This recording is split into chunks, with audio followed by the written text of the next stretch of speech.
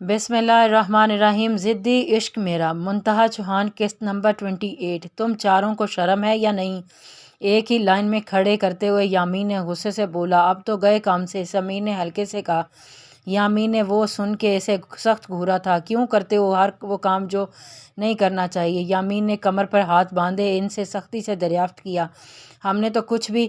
چپ، خبردار جو ایک لفظ بھی جھوٹ بولا تو انگلی اٹھاتے وہ کشش کو سہما گیا تھا۔ وہ وہیں چپ کر گئی۔ حد ہو گئی ہے ہر بات کی۔ تم لوگوں کو کیا لگتا ہے بہت بڑا کارنامہ سر انجام دیا ہے؟ جانتے بھی ہو کس سے پنگا لے لیا ہے؟ یامین کو رہ رہ کے ان چاروں پہ غصہ آ رہا تھا، خاص طور پر کشش پہ۔ بھائی قسم لے لیں میں نے ان کے پلان میں شامل بالکل نہیں تھا۔ میں تو اتفاقاً وہاں چلا گیا تھا۔ مجھے کیا پتہ تھا یہ کیا کارنامہ انجام دینے والے ہیں۔ داور نے بھی صاف اپنا دامن بچایا جس پر ان تینوں نے دانت کچکچاتے ہوئے اسے گھوری سے نوازا تھا۔ میں تھک چکا ہوں تم لوگوں کو سمجھا کے، اب میرا صبر بھی ٹوٹ رہا ہے، لیکن مجھے تم لوگوں کو سکون نہیں ہے۔ یامین کا غصہ کسی طور کم نہیں ہو رہا تھا۔ دو پیار کرنے والوں کو ملوانے سے اللہ خوش ہوتا ہے۔ کشش کی زبان میں پھر کھجلی ہوئی۔ اور جھوٹ بولنے والوں سے؟ یامین نے سخت انداز سے پوچھا۔ جو جھوٹ کسی کے لیے بھلے کے لیے ہو اس کا گناہ بھلا۔ یامین نے اس کی بات کاٹی اور سر جھٹکا۔ روم میں جاؤ۔ کشش انداز انتہائی سنجیدہ تھا، اب مزید وہ اس کی اونٹ پٹانگ باتیں نہیں سن سکتا تھا۔ کشش کی نظر سمیر پر پڑی جس نے نفی میں سر ہلایا۔ پلیز آپ اسے کچھ نہیں کہیں گے، سارا کیا دھرا میرا ہے۔ تمہیں سنائی نہیں دیا کیا کہا ہے میں نے؟ یامین نے اس کی بات کاٹی۔ وہ غصہ ضبط کرتے قدرے اونچی آواز میں بولا۔ کشش اس کے غصے سے خائف ہوئی اور خاموشی سے روم کی جانب بڑھی۔ کرن کو بھی جانے کا اشارہ کیا تو وہ بھی شکر کا کلمہ پڑھتی فوراً سے نکلی تھی۔ سمیر یہ تمہاری لاسٹ وارننگ ہے۔ لاسٹ مطلب لاسٹ۔ آج کے بعد کشش کو لے کے تم کہیں نہیں جاؤ گے اور نہ ہی کسی کو بھی الٹے کام میں اس کی مدد کرو گے۔ اگر میری بات کو ہوا بھی اڑایا تو اسی دن تمہیں باہر کا ویزا لگوا کے تمہیں ابراڈ بھیج دوں گا، اور یہ کرتے ہوئے مجھے بہت خوشی ہوگی۔ انتہائی سنجیدہ انداز میں کہتے وہ سمیر کا خون خشک کر گیا تھا۔ سبھی جانتے تھے وہ جو کہتا تھا وہ کرتا تھا۔ سمیر کو اس کی ہاں میں ہاں ملاتے بنی اور فوراً وہاں سے 9-2-11 ہو گیا۔ داور میں دادا جی سے بات کرتا ہوں کہ وہ تمہاری اور کرن کی شادی کروا دیں تاکہ یہ آپس میں مل کے مزید کوئی شرارت نہ کرے۔ تم سمجھ رہے ہو نا؟ یامین کو داور سب سے زیادہ سمجھدار لگتا تھا، اس لیے اسے سمجھایا اور اپنے روم میں آیا جہاں کشش منہ بسورے بیٹھی تھی۔ یامین نے اسے دیکھا، ایک بار پھر غصہ حاوی ہونے لگا۔ ہر طرف دشمن ہی دشمن تھے اور خود طرف یہ اس کی اپنی دشمن خود بنی بیٹھی ہوئی تھی۔ آج سے تمہارا گھر سے باہر نکلنا بند۔ کلائی سے گھڑی اتارے بنا اس کی طرف دیکھے آرڈر سنایا تھا۔ ایسے کیسے؟ مطلب کالج بھی بند؟ کشش کی آنکھیں چمکی۔ یامین نے پلٹ کر اسے دیکھا تھا۔ وہ ہر بات میں اپنے مطلب کی بات نکالتی تھی۔ ایک ماہ بعد پیپرز ہیں، گھر بیٹھ کے تیاری کرو اور صرف پیپرز کے لیے اب باہر نکلو گی۔ اس کے علاوہ تم اس گھر کی دہلیز پار کرتی نظر نہ آؤ، سمجھی؟ سختی سے ڈانٹا تو کشش نے ٹیڑھے میڑھے منہ بنائے۔ دہلیز کس نے پار کرنی ہے؟ مجھے دیوار پہ بھی چڑھنا آتا ہے۔ کشش دل ہی دل میں مخاطب ہوئی۔ یامین کو اس سے ابھی بھی کچھ بھی اچھے کی امید نہ تھی۔ مزید بنا کچھ کہے وہ موبائل پہ عادل کے بارے میں ساری انفارمیشن اکٹھی کرنے کی جلیل کو ہدایت دیتا لیٹا تھا۔ آپ نا مجھے بہت زیادہ ڈانٹنے لگے ہیں، جو کہ ایک غلط بات ہے۔ کشش نے اس کا موڈ نارمل دیکھا تو دھیرے سے شکوہ کیا۔ تم اپنی حرکتوں پہ ڈانٹ کھاتی ہو۔ یامین نے بنا دیکھے اسے پھر سے جھڑک دیا تھا۔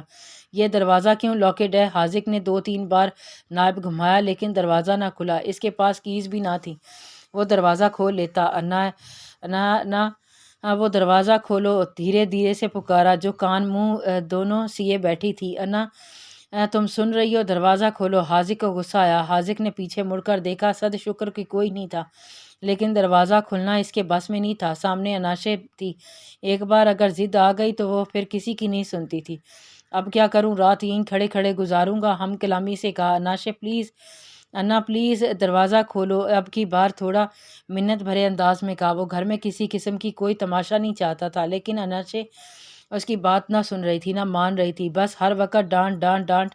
پتہ ہے آپ کو اللہ مجھ سے کتنا خوش ہوں گے؟ جب آپ سے کہا کہ اپنے دوست کی مدد کریں تو آپ نے نہیں کی، اور جب ہم نے کی تو آپ کو ہضم نہیں ہوا رہا۔ یہ آپ کا فرض تھا کہ آپ کرتے، لیکن مجھے اتنا یقین ہے کہ آج حاذق بھائی مجھے تو دعائیں دیتے ہوں گے۔ پلکیں جھپکاتے پیار بھرے اور میٹھے انداز میں کہتی وہ یامین کو مسمار کر رہی تھی۔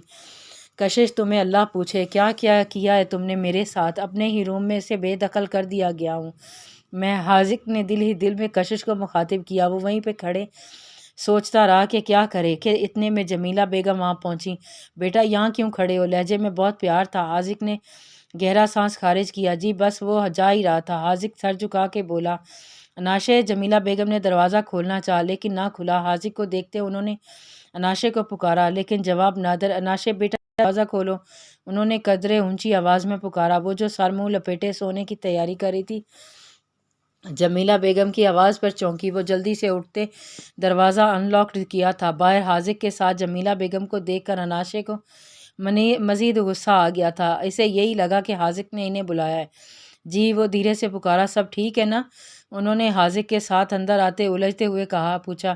جی جی ماما۔ اناشے کو شرمندگی سی محسوس ہوئی۔ بیٹا اگر کوئی بات ہے یا کوئی غلط فہمی ہو تو روم کے اندر اسے حل کرو، گلے کرو یا شکوے کرو، لیکن روم کے اندر کی بات باہر نہیں آنی چاہیے، اور یہی سب سے بڑی بات ہوتی ہے۔ اس سے والدین خوش رہتے ہیں اور آپسی جھگڑے بھی ختم ہو جاتا ہے۔ انہوں نے جو محسوس کیا اس پہ سمجھانا بہتر سمجھا تھا۔ جی، اناشے کا سر ہی نہیں اٹھ رہا تھا۔ جمیلہ بیگم حاذق کی جانب بڑھی۔ بیٹا آپ میری بہت سمجھدار بیٹے ہیں، مجھے آپ پہ یقین ہے، آپ سب سنبھال لیں گے۔ انہوں نے بہت پیار سے حاذق کے ہاتھ تھام کے کہا تھا۔ آپ فکر نہ کریں ماما، بھروسہ رکھیں۔ حاذق نے انہیں بہت مان دیا۔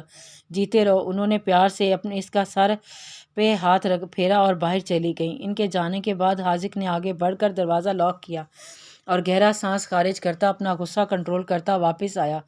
اناشے تھکے ہوئے انداز میں وہیں بیڈ پر بیٹھ گئی تھی۔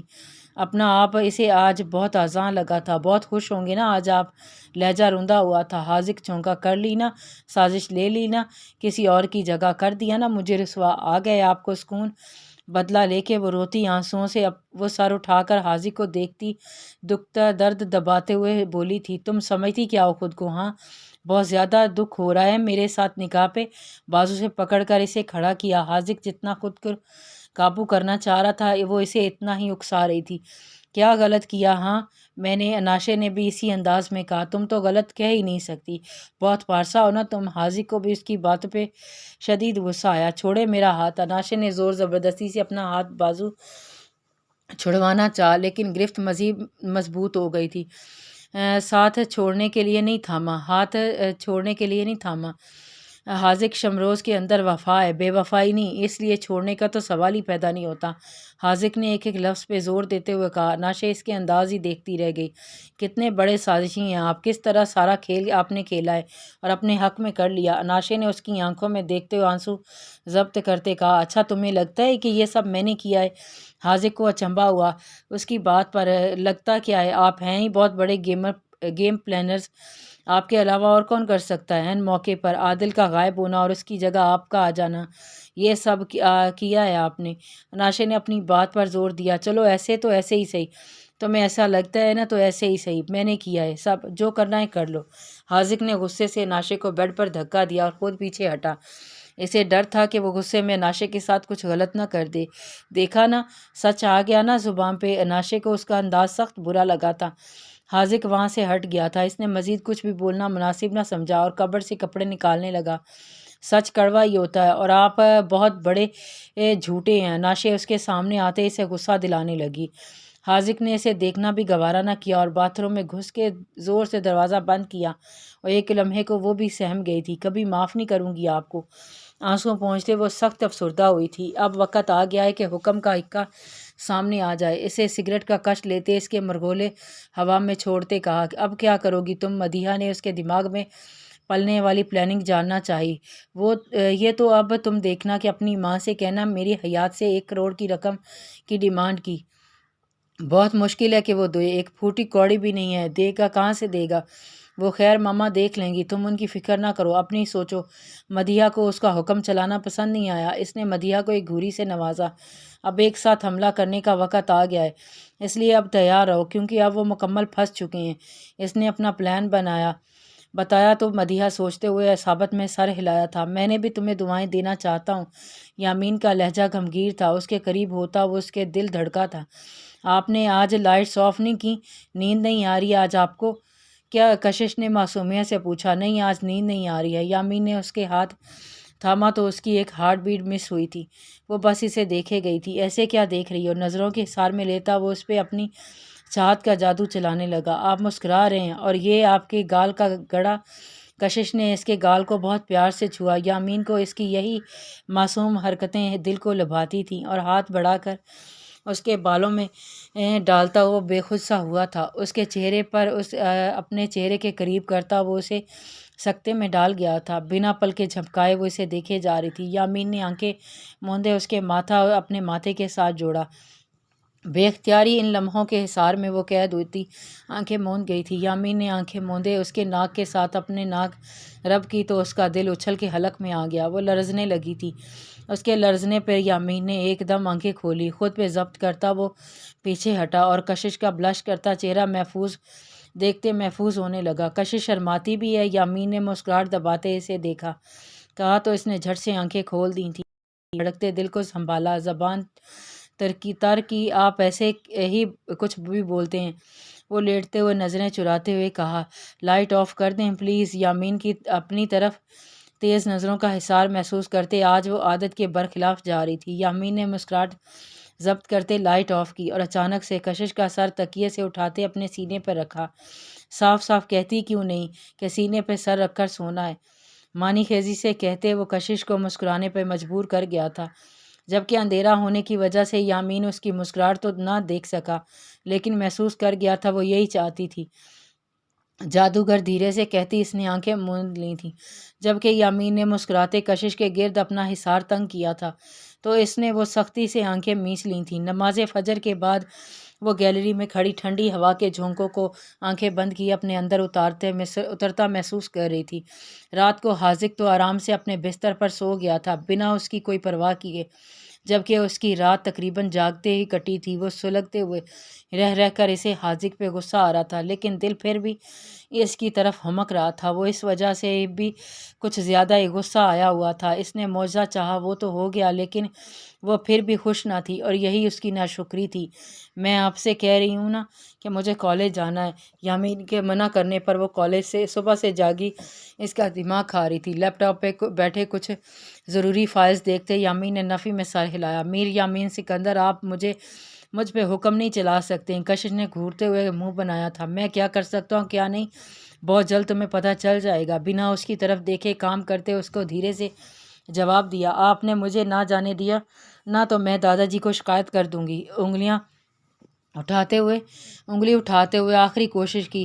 یامین اس کے تیور دیکھتے لیپ ٹاپ بند کرتا اس کے پاس آیا اور اس کی انگلی کو اپنی انگلی میں قید کیا اور کھینچ کے اپنے ساتھ لگا گیا۔ وہ ایک دم گھبرائی۔ دادا جی کو اپنا کل کا کارنامہ بھی سنا دینا تاکہ انہیں بھی پتہ چلے بیجا چھوٹ کا کیا نتیجہ نکلتا ہے۔ ایک آئیبرو اٹھاتے ہوئے وہ کشش کی آنکھوں میں اپنا عکس دیکھتا دھیرے سے بولا، آپ بہت برے ہیں۔ آخری حد تک اس کی انہی الفاظوں پہ آ کے ختم ہو جاتی تھی۔ میں کتنا برا ہوں ابھی تو تم جانتی نہیں ہو، جب جان جاؤ گی تو کیا ہوگا؟ یامین نے بظاہر سنجیدگی سے کہا، جبکہ آنکھوں میں شرارت واضح تھی۔ اسے یوں ہی چپ چاپ چھوڑ کر وہ آئینے کے سامنے کھڑا خود پر پرفیوم کی بارش کرنے لگا، جبکہ وہ دانت کچکچاتی اسے گھورتی رہی۔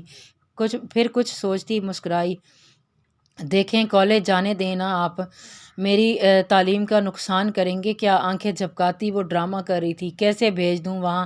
تم کالج سے کسی اور دو پیار کرنے والوں کو ملوانے نکل جاؤ، تب وائفی تمہیں نا سسی پنو ہوئی رانجھا سونی میوال کے زمانے میں پیدا ہونا چاہیے تھا، وہ بھی ایک دوسرے سے مل جاتے تمہاری بدولت۔ ٹھیکہ جو لیا ہوا ہے ملوانے کا، یامین نے میٹھا طنز کیا تھا۔ ہائے سچی نا، کشش کی آنکھیں اس بات پر چمکی تھی، کاش ایسا ہوتا تو میں سب کو ملوا دیتی، لیکن پھر ایک پرابلم ہو جاتی نا۔ وہ سوچ میں پڑ گئی۔ یامین نے سوالیہ نظروں سے اسے دیکھا، اگر ان کو ملوا دیتی تو وہ پھر مشہور کیسے ہوتے؟ ایک آئیبرو اٹھاتے ہوئے وہ یامین کو لاجواب کر گئی تھی۔ یامین گہری سانس خارج کرتے سر نفی میں ہلایا اور اپنی چیزیں اٹھاتا باہر نکلنے لگا۔ اچھا سنیں نا، اگر کالج نہیں جانا دینا تو اپنے ساتھ لے جانا، میں گھر بور ہو جاؤں گی نا۔ نیا آئیڈیا نکالا۔ یامین کے قدم رکے۔ نہیں، میں تمہیں ہوٹل لے جاؤں تو ہوٹل والوں کو کہاں بھیجوں؟ بہت مزے سے پوچھتا، وہ کشش کو سلگا گیا تھا۔ آپ نہ بہت غلط کر رہے ہیں، کہتے وہ باہر نکلی تھی۔ اب کہاں جا رہی ہو؟ پیچھے سے جاتے اس سے پوچھا تھا۔ دادا جی ایسے آپ کی شکایت کرنے، پلٹ کے جواب دیتی۔ اس کا سر یامین کے سینے سے ٹکرایا تھا۔ اف اللہ، مارنے کا ارادہ ہے؟ مجھ معصوم کو سر پر ہاتھ ملتے وہ منہ بنا کے بولی تھی۔ ہاں، جان سے مارنے کا، یامین نے اس کے کان کے قریب ہوتے گمگیر آواز میں کہا۔ وہ آگے بڑھ گیا، جبکہ وہ اس کے پیچھے ہی بھاگی تاکہ دادا جی کو جا کے کہہ سکے کہ اپنی یامین کے ساتھ جانے کی راہ ہموار کر سکے۔ حاذق آئینے کے سامنے کھڑا تیار ہوتا اناشے کو یکساں نظر انداز کر چکا تھا، اور یہی بات اناشے کو مزید غصہ دلا رہی تھی۔ کہاں تو وہ پیار نچھاور کرنے والا اور کہاں آج لاپرواہ بنا تھا۔ ماما کے سامنے کون سا ڈرامہ کوئی ڈرامہ کریٹ مت کرنا۔ موبائل اٹھاتے بنا اس کی طرف دیکھے کہا۔ آپ سے بڑا کوئی ڈرامے باز ہے؟ اناشے نے اس کی طرف مڑتے طنز سے کہا تھا۔ ہاں نہ ہے نا، آئینہ دیکھو پتہ چل جائے گا، برجستہ کہتا وہ اناشے کو تپا گیا تھا۔ آپ خود بہت بڑے۔